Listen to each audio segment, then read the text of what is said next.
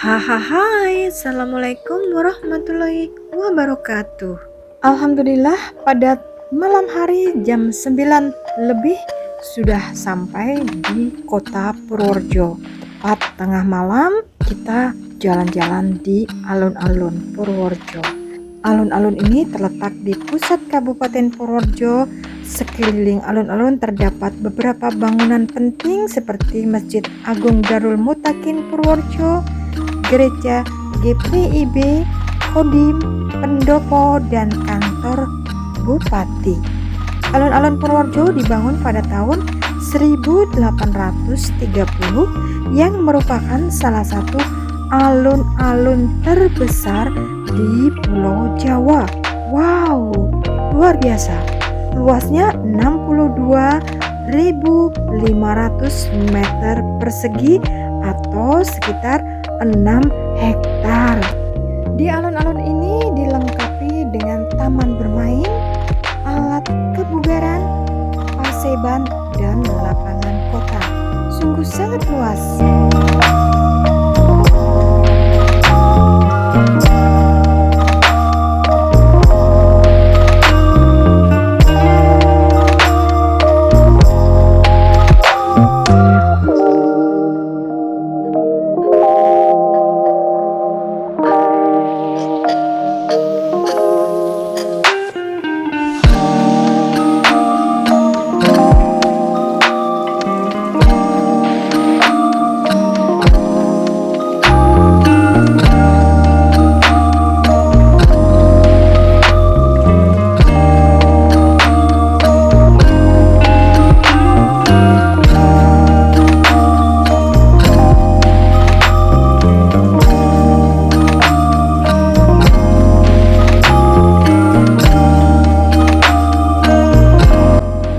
Dari alun-alun kota Purworejo, lanjut kita mau ke Medan menuju Danau Toba. Ikuti terus teman-teman.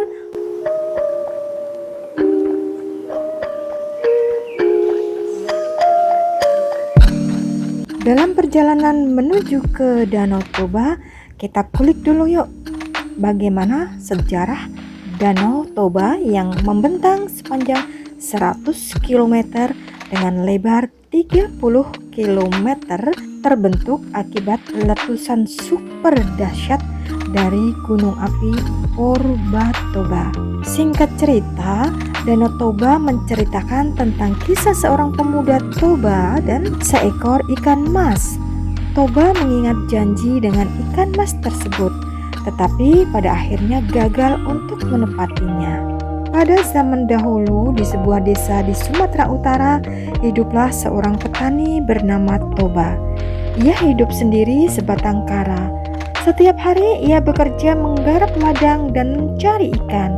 Hal ini dilakukannya untuk memenuhi kebutuhan hidupnya sehari-hari. Pada suatu hari, Toba pergi ke sungai di dekat rumahnya.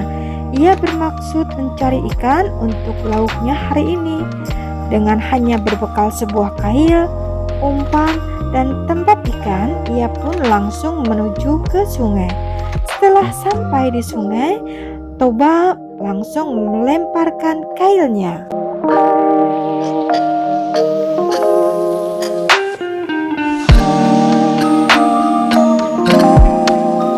Sambil menunggu kailnya dimakan ikan, Toba berdoa, "Ya Allah, semoga aku dapat ikan banyak hari ini."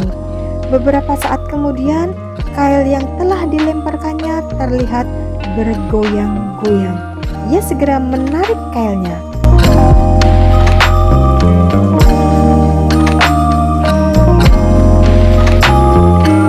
Toba sangat senang karena ternyata ikan yang didapatkannya kali ini luar biasa besar.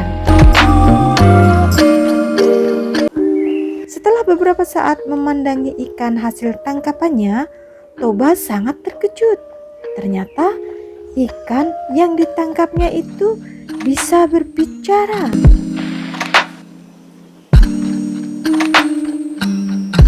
Ikan itu berucap, "Tolong aku jangan dimakan, Pak. Biarkan aku hidup." Tanpa banyak tanya, ikan tangkapannya itu langsung dikembalikan ke dalam sungai.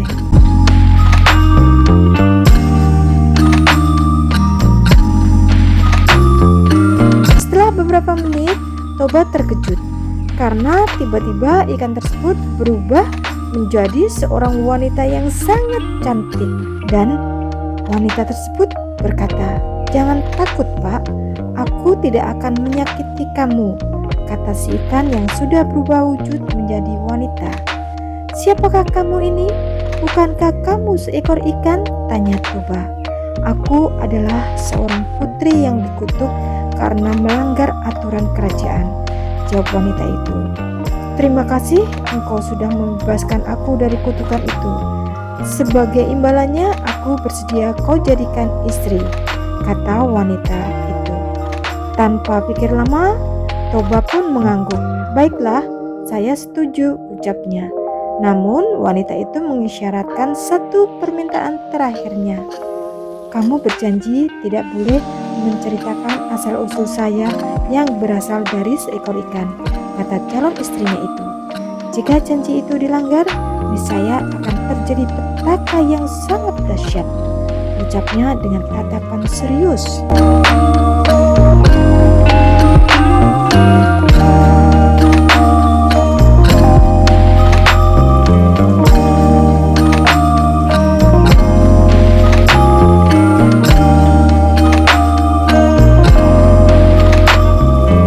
Setelah beberapa bulan menikah, kebahagiaan Toba bertambah karena sang istri telah melahirkan seorang bayi laki-laki yang diberi nama Samosir. Anak mereka tumbuh menjadi anak yang sangat tampan dan kuat, tetapi ada kebiasaan yang membuat heran orang-orang. Samosir selalu merasa lapar dan tidak pernah merasa kenyang. Hingga suatu hari dia mendapat tugas dari ibunya untuk mengantarkan makanan dan minuman ke sawah di mana ayahnya sedang bekerja.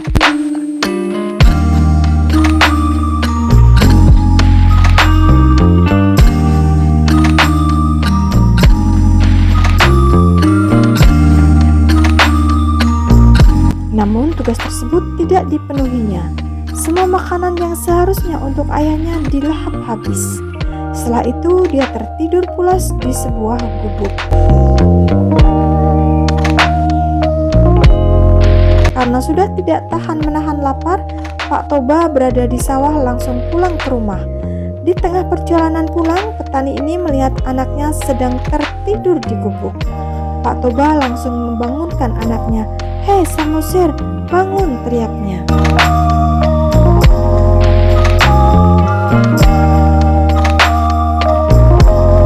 Setelah anaknya terbangun, petani ini langsung menanyakan makanannya.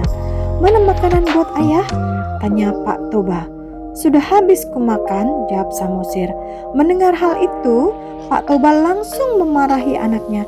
"Dasar anak ikan," umpat Pak Toba tanpa sadar telah melanggar janji dari istrinya.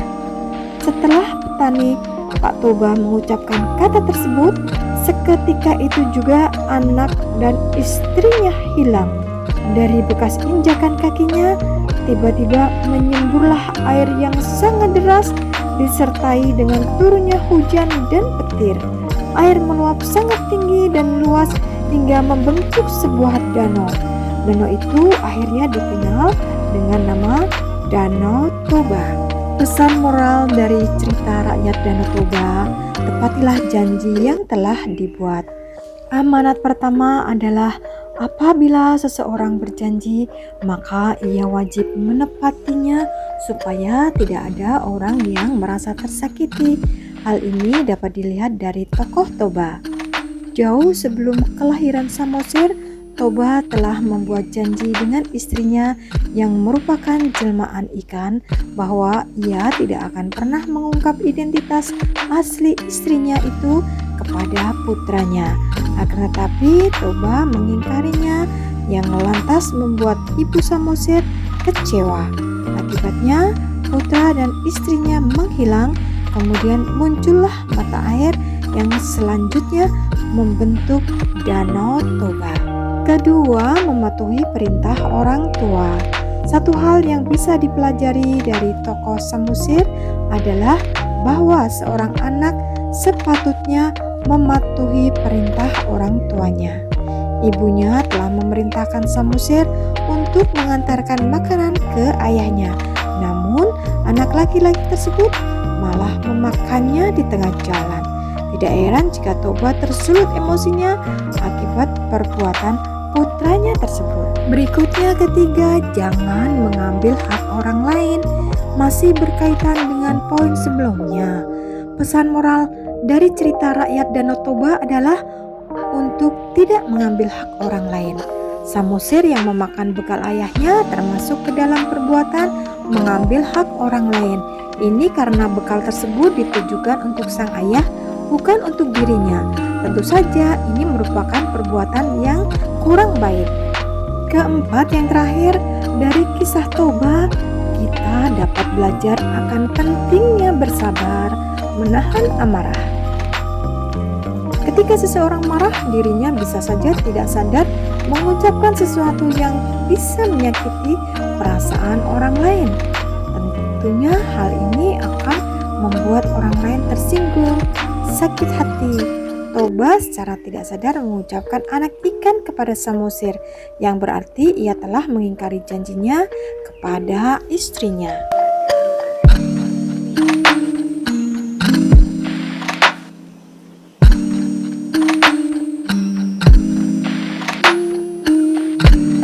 Nah, dari kisah yang sudah tadi disampaikan, apa nih pendapat teman-teman tentang legenda Danau Toba?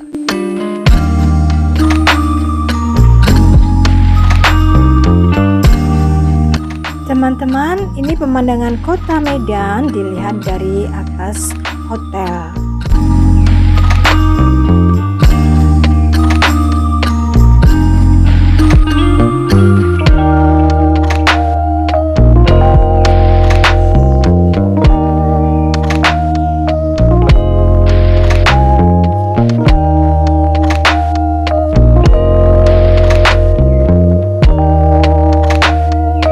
Saat berkunjung ke Medan, kota Medan sedang diguyur hujan.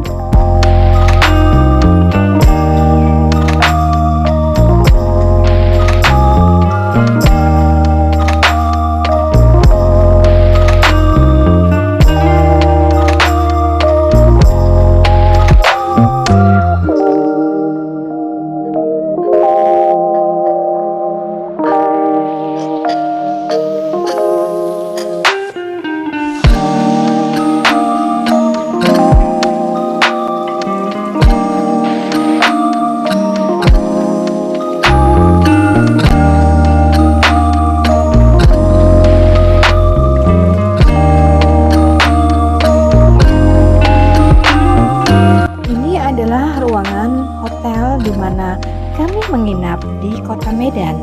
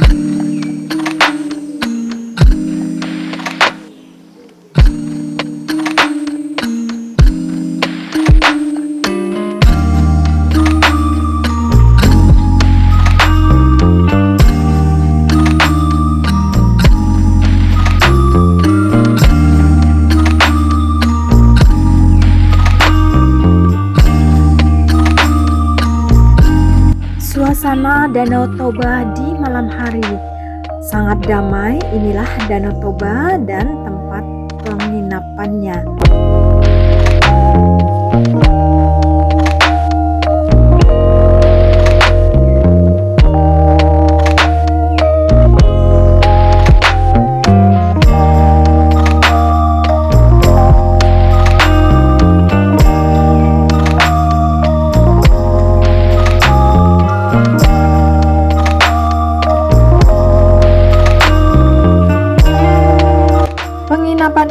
dibanderol dengan harga sewa 1.800.000 untuk per malam.